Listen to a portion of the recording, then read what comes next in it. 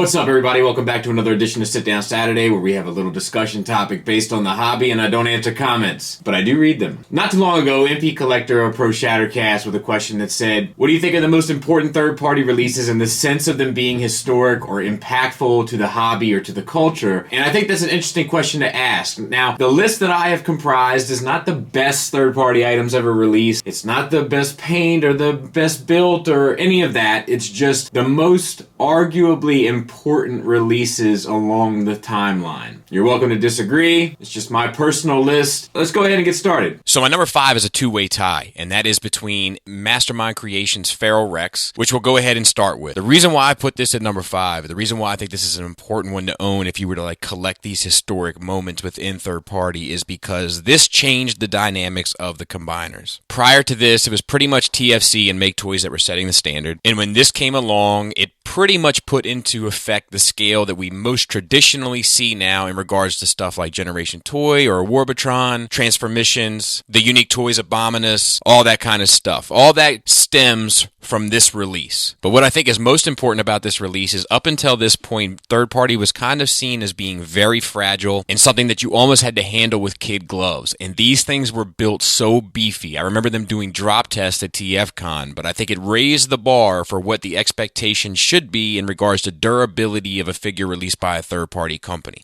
After these figures, everything got stronger, everything was built better. Now, I tie that release with Make Toys Howling Meteor, and let me tell you why. It's very common for third-party to release a figure and for the general fan base to see it as a placeholder or a temporary solution to a problem that they see on their shelves. When the official comes out, the third-party gets dumped in regards to Masterpiece, and we've seen that with countless releases. We've seen it with Quake Wave, we've seen it with Sunstreaker most recently. We've seen it with all the Infernos and Grapples, etc., etc. But this release marks a moment in time where people were getting rid of their official and replacing it with a third-party Masterpiece release. Now, you could say that we saw this with the Fans Toys Grimlock, and I wouldn't disagree, but there's also a lot of people that kept the official Grimlock and supplemented it with the Fans Toys Dinobots. But this one, I feel like, affected the market of the official release, and we haven't seen anything like that, at least in my opinion, before or after when it comes to Masterpiece. There may have been a few releases that have come down the pike where people have said, yeah, I like this one better than the official, or yeah, I think I like the style better than the official. But this release marked a moment where a lot of people swapped out their official with this. And that's why I think it's historic. Number 4, much like Feral Rex, I think that this release changed the game. Now,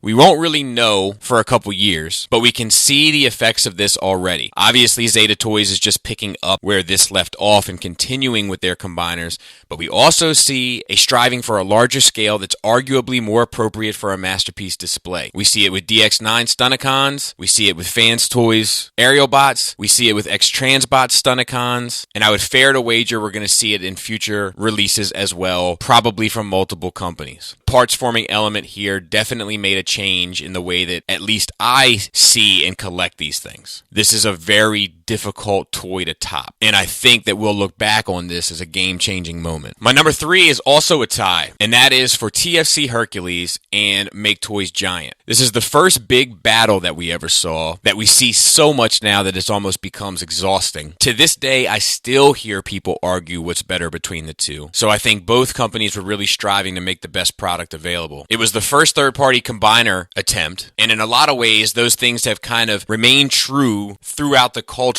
ever since. We still see companies competing, we still see companies aiming at combiners, because it's a good way to cash in on a lot of purchases without having to make a lot of repaints. If you make one, you're obviously going to get the money for the next 4. More often than not. So it commits the consumer into almost a relationship with the producer. It also marks that moment in time where we start to see the competition between companies, something that still holds true. And it's one of those things that we should take note of because it was so long ago and people still regard the Make Toys one especially high. Regardless in the advancements that the kind of larger scale combiners have taken, I still hear people defending Hercules when debating the Giant Fan. So both have kind of stood the test of time in their own way. My number 2 is Fans Toys Toys Quake Wave. This for me marks the real first third-party masterpiece figure. Yes, you can make arguments that other ones were trying to do that. I won't disagree, but this one was like, yeah, this is the thing. Third party is entering officially into the masterpiece dimension, and it can compete in build, quality, paint, hardware, presence, engineering. It can compete, which I think is important. And every third party afterwards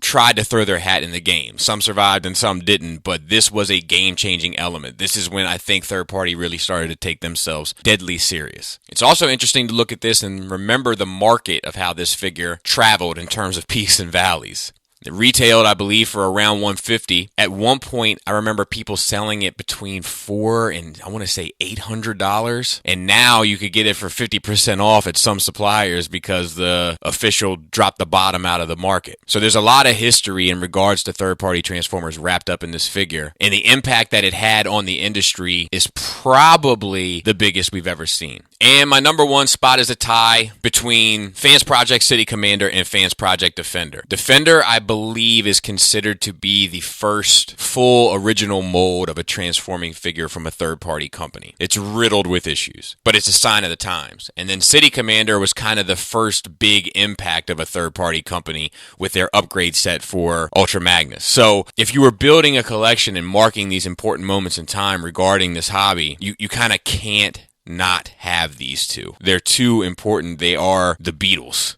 You know, they are Run DMC. They are originators. My point is when these two came out, it definitely modernized, legitimized, and changed the way that third party was viewed, which is why, in my opinion, they're kind of the first third party products. One being the first serious one, and the second one being the first full third party Transformer. So you can never, regardless of anything that Fans Project may do now or in the future, you can never take that away from them. You can never take away that impact and the precedence that they set at the time. And that reputation lasted for a very long time. We got a past, present, and future with Fans Project coming up, but very, very important releases. So that's my list. I'd like to see yours. Feel free to leave it in the comments, your top 5. I think it's an interesting question, and I think that people that have built a collection around sort of a documentation process of those releases have a very interesting collection. It is a phenomenon in this fandom that's rarely paralleled in any other fandom, this whole third-party business. I know it exists in other fandoms, but I mean, this one's pretty big. So yeah, I don't know how much Transformer stuff I have coming next week. I think we finally hit a wall. I mean, I did Metroplex shoes, for God's sake. So we'll see how it goes. I will have a video here and there, and I got some stuff coming, but what are you gonna do? I can't control release dates. Thanks for listening. Thanks for watching. Until next time, take care.